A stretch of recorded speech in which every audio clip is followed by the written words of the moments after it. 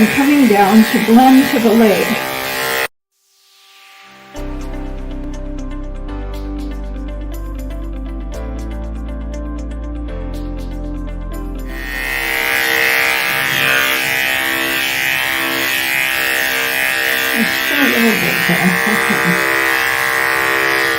I'm pulling the skin forward to make it taut, and it's revealing a little more of the nature of the hair.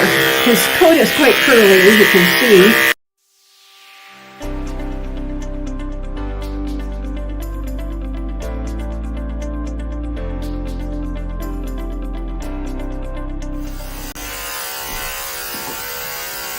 And each time I go over him, because of the curls in his coat, the waves in his coat, I'll be getting just a little bit more.